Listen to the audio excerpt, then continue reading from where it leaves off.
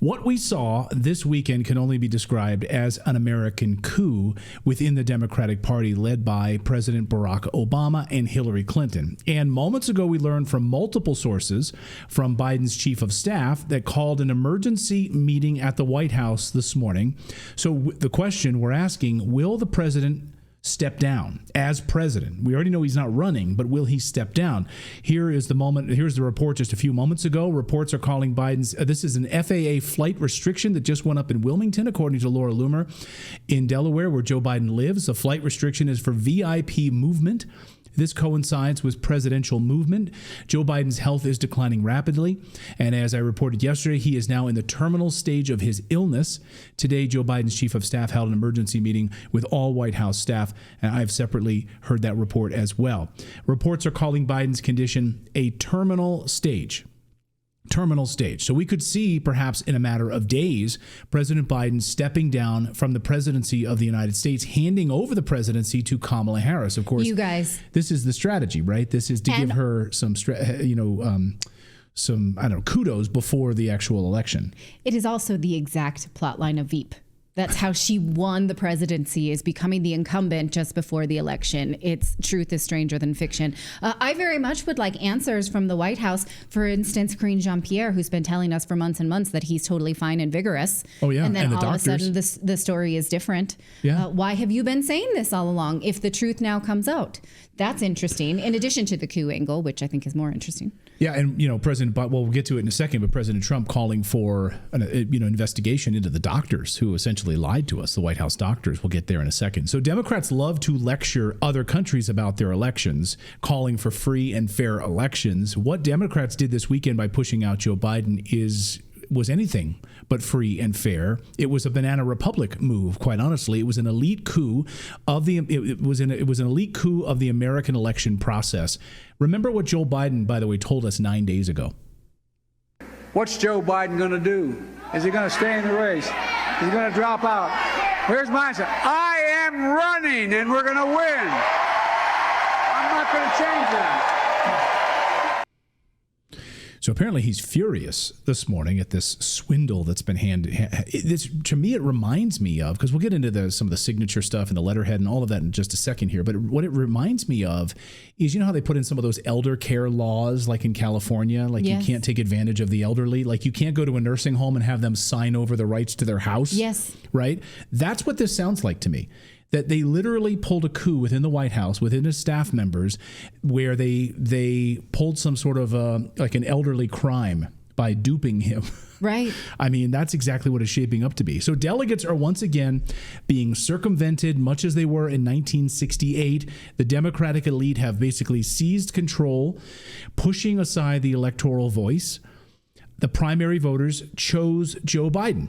Now, say what you want about Joe Biden. You don't have to like it. I certainly would never vote for Biden, the pedophile. Even if you put a gun to my head, I wouldn't vote for him. But Democrats voted for Biden in the primaries, and he won their primaries. As a reminder, this is how the local ABC affiliate in Iowa called the race. Even their segment is called "Your Voice, Your Vote." Iowa Democrats have released the results of their 2024 caucus. Now, incumbent Joe Biden has received over 11,000 votes. Tonight, President Biden campaigning in California, taking a few moments to thank his supporters after he easily won the South Carolina Democratic presidential primary. Thank you. 2020 and now again 2024. Now let's go win the whole thing. Let's win it all. Well, you could make the point, though, they didn't actually run a fair race because Robert F. Kennedy decided he had to even get off the Democratic ticket because he wasn't getting a fair chance in the race. So they sort of steamrolled opposition candidates. So the Democrats may have had a chance to choose somebody else for themselves, but instead the choice was taken from them. They were pushed into the funnel of voting for Joe Biden, only to have that vote removed from them. So, I would feel very cheated had I voted in the Democratic primary. True. I mean, it is a joke, right? They push out third-party candidates. Of course, they make sure that the only people they want on the ballot are there in the first place, like we saw that with Bernie Sanders in 2016. Absolutely. Bernie Sanders is a great example of how the donor class decided that the will of the people, because we saw Bernie Sanders selling out auditoriums to the tune of Donald Trump's rallies in 2016, but the donor class and the media decided to edge him out. So Democrats didn't actually get a say in order to promote Bernie Sanders. The question is why, when we look at how Bernie Sanders' agenda has morphed over the last 8 years, that might give us a clue. But again, Democratic voters never had a say. It was the kingmakers and the donor class. Christine Huff in our chat says Biden was installed. And yeah, I think we can clearly see that he's being uninstalled right now, like a bad software program. So I love that it was called Your Voice, Your Vote. That was how they labeled that in Iowa. What a joke. Biden secured the votes to be the party's nominee. But this weekend, President Joe Biden announced his resignation from the presidential race in a letter that he posted on X. Here is that letter. Notice anything odd about this letter? Did he even write this letter? We'll come back to that in a second with more details. Can I answer? There's no presidential seal on it. Are you really asking or no? I'm going to come back to it. But okay, just sorry. keep an eye. Just take a look. It's not a quiz. That signature is suspect too to me. Yeah. So, did he write it? Did he sign it? We'll come back to that in a second, but just put that in your pipe and smoke it a second. So this move, though thoroughly shocking, and it's shockingly similar to a dark chapter from our nation's past, the Democratic primary of 1968, a number of years before I was born, but it's history, and fascinating history that we should all study, when the assassination of Robert F. Kennedy, of course, the Attorney General at the time, who was Democratic nominee, was leading the Democratic primary of 1968, when the assassination of Robert F. Kennedy led to a chaotic, then undemocratic selection process, of course, at the Democratic National Convention in Chicago, which, by the way, we're about to head back to Chicago for the DNC. It seems appropriate, right? History repeating itself. So when Chicago Mayor Richard Daley at the time essentially installed Hubert Humphrey as the nominee, even though he didn't win any primaries, and voters didn't vote for him. It doesn't matter, right? For Democrats, it doesn't really matter. But of course, Hubert Humphrey was a pro-war candidate, of course. So a warmonger intent on continuing the Vietnam War. The people didn't want Humphrey at all, but the warmongering Democratic elites did. Sound familiar? Here's Robert F. Kennedy Jr. Bob, does today's news affect your campaign moving forward? Well, I think everything affects my campaign. I can't tell you how, and I try not to make predictions because I try not to do spin. But I think, as any of you can see, that we're living in a very, very dynamic situation now. It's unprecedented in American history. In fact, the closest thing to this, when I look back on American history, is the 1968 primaries where my father participated and was killed. And ironically, the convention, the Democratic convention this year is being held once again in Chicago.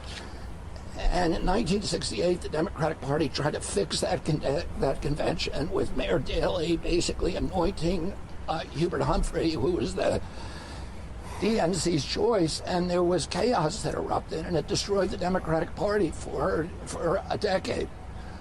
So I think we have a lot to learn from that history. As I think Mark Twain said, that history doesn't repeat itself, and it rhymes, and it's really rhyming right now. So he accused the Democratic Party of rigging the nomination process by endorsing Kamala Harris, he went on to say, whom he described as monumentally unpopular. That's absolutely the case. Remember, she won 0 delegates when she ran. 0. None. He argued that this decision is the easiest way to secure the campaign war chest, all of that money, without actually engaging in a fair and open democratic process. Makes sense, right? Because by opening it up to delegates, then all of that money that President Biden made campaigning, remember George Clooney, $30 million, millions of dollars here, millions of dollars there. That massive amount of DNC money will be divided up and then split among all of these different candidates. So it's not just going to go to Kamala Harris. And therefore, they absolutely will not beat President Trump if you're dividing up that war chest. And then Kennedy called on Democrats to use what he calls neutral polling to choose a candidate in order to better learn who has the best chance of actually defeating Trump. So, DNC chair Jamie. But even that seems like a gamification of the system, because they're so focused on beating Trump that they're not focused on what they actually want. Who is the person that speaks to our values as a Democratic person? That's not even the question. The question is just, how do we beat Trump? And so you can see that they lack ideas, and their only ideas are funding foreign wars and the culture wars around gender, race, and all of that nonsense. They don't care. They don't care at all. Just looking at going back to like the Bernie Sanders thing, that was when they told the voters, we actually don't care what you think in the Democratic Party. Yes. Like for me, that was when they're like, we don't care what you want. Like, you're getting what we want you to have. You will eat what I made for dinner, and that's just how it is. Right. Yeah. Yeah. Democratic voters actually wanted Bernie Sanders, and no, sorry, you can't have that. You absolutely can't have that. And by the way, the media was in collusion with the Democrats, the DNC. MSNBC famously wouldn't even put Bernie Sanders on the screen in their graphics. And they had a producer from MSNBC who was a whistleblower and quit in protest, and talked about how MSNBC wouldn't even put Bernie Sanders on this television screen, which is really remarkable. So DNC Chair Jamie Harrison said in a statement today that the party will take a transparent and orderly process to move forward, to choose the nominee, which could mean anything. I'm sure, though, it'll be really transparent, right? Democrats are all about transparency. Republicans say they will sue the Democrats if that money is then handed over to Kamala Harris. Biden, of course, raised that money, not Kamala Harris. But something bigger is going on here. But wait, can we just think about a lawsuit like that? Because a lawsuit to that magnitude could then lead to discovery as to who actually wrote that resignation letter, who was involved in it, right? I want to see a digital signature. I want to see some indication that the president actually did it from his own devices or IP address, or some communication that he's on board with this, and it was not the Kamala Harris campaign or the donor class or whoever the puppet master is. So I'm all for litigation. I can't believe I would love to see that. But yes, let's do that. To that point. So to that point, though, like the thing is, if they do sue, it's the whole idea that it's easier to ask forgiveness than it is permission. It'll already be spent by the time it actually hits the courts. Like, it'd have to hit the courts in record speed. Otherwise, it's already spent. And then what? They're like, oh, sorry, we'll pay it back. Unless there's an injunction. They can sue and ask for an immediate injunction. So none of this money gets and spent. say, this is on hold. You can't touch this until you win it in a court of law. So we have systems in place for that. Let's use it. I want to see that. But something bigger is going on here than all of this. We need to acknowledge the elephant in the room, Barack Obama. So where is Barack Obama in all of this? Well, he's running the whole plan. And he's not endorsed Kamala Harris as of this morning. He's notably absent from throwing his support behind Kamala Harris. Barack Obama's silence is absolutely deafening right now. But I'll ask you guys this question. You guys remember Rod Blagojevich, better known as Blago? Oh, yeah. Blago. Man, I remember interviewing him back in the day. That was crazy. You know, the former governor of Illinois, of course, went away for all sorts of fraud and was locked up for a number of years. For selling Obama's seat. Yeah, exactly. Right. So here he is tweeting this morning. I've known Obama since 1995. We both came out of Chicago politics. I know how it works. He's behind the campaign to dump 15 million Democratic primary voters and replace Biden with his choice. Classic Chicago Democrat machine politics, selection over election, the bosses over the people. But it's not just Obama. Pelosi, Schumer, and Hakeem Jeffries, no endorsement of Kamala Harris this morning. Over the past few days, there have been reports of donors and strategists meeting with Michelle Obama, further fueling speculation about the Obamas' involvement here and their real intentions in all of this. Michelle's house has seen a steady stream of donors, policy advisors coming and going, strategists going back and forth. Why? Why? Sources say that Kamala will only be used really as a stopgap measure before Michelle Obama takes some sort of control and the nomination at the DNC. Really? Or will it be Hillary Clinton?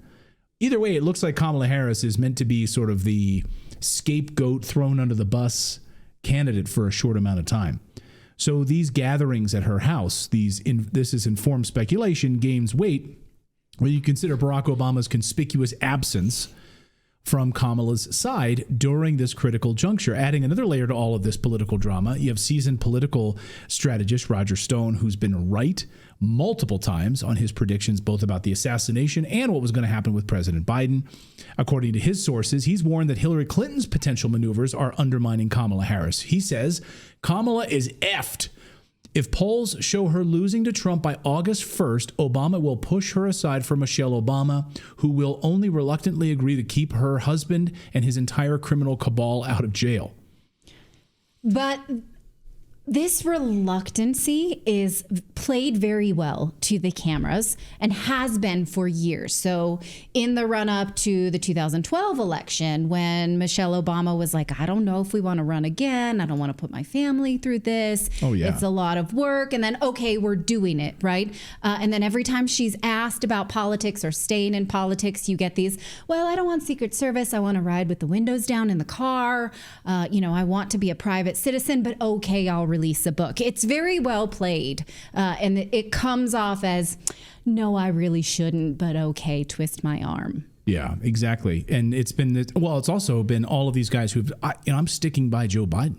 Like, he's the guy. Yeah. He's mentally fit. He's there. We just learned, just a short time ago, thanks, Pelosi just did endorse Kamala Harris with immense pride. She praises Biden's wisdom in selecting Harris. So, all right. I mean, myself. So, I did a good job. But this makes sense. The wisdom in selecting the person that's just right there in front of you. Right. It's brilliant. Like the first person you see. She was hiding in plain sight. But this makes sense, right? Given what I'm about to talk about here, which is this move towards making her the president for the next couple of months, right? Allow her to become president. President Biden steps down, citing health concerns. So she's president now for a few months, really allows herself the opportunity to be elevated to run against President Trump. And that certainly helps solidify her candidacy in that regard. So, yeah, fascinating to see Pelosi coming out. So that still leaves Hakeem Jeffries and Chuck Schumer. I'm sure Chuck Schumer probably, as we're speaking right now, is probably drafting some sort of a tweet or something that will endorse it. With a weapon to his head, maybe. This is the way that seems to be playing out. Yeah. So it's really fascinating how all this is coming together. And so Roger Stone suggests that Clinton, ever the opportunist, might leverage this chaos to make her grand return to the stage. This possibly only adds more complexity to an already tumultuous situation within the Democratic Party. Listen. Biden did this by releasing a letter, which he specifically said he would not be endorsing any candidate. And then literally 4 minutes later, he formally endorsed Kamala Harris. My sources tell me that Biden is furious at Barack Obama, who he clearly knows has orchestrated his ouster. He's equally angry at Bill Clinton because he thinks the Clintons said one thing to his face, but were colluding with Obama behind their back. The Obamas and the Clintons are not political allies. So how does this election then unfold, of course, during for 2024, right? Make sure that people are not going to the polls to vote, allow mail-in ballots only, electronic voting, make sure that this is all lined up, get these polls now, because it was a massive landslide for President Trump over President Biden. Now, this is a much more condensed space right now, of course, and a much more condensed much more condensed differential between these two candidates if Kamala Harris is elevated and praised by the DNC. And then, of course, they'll keep us home locked up during a November election. So we use electronic voting. So how did this happen? 1 minute he's forced out, releases a letter saying he won't endorse anyone, does President Biden. And then 4 minutes later, he endorses Kamala Harris. Like, how does that exactly happen here? So here's the letter. A lot of eagle-eyed observers are pointing this out, right?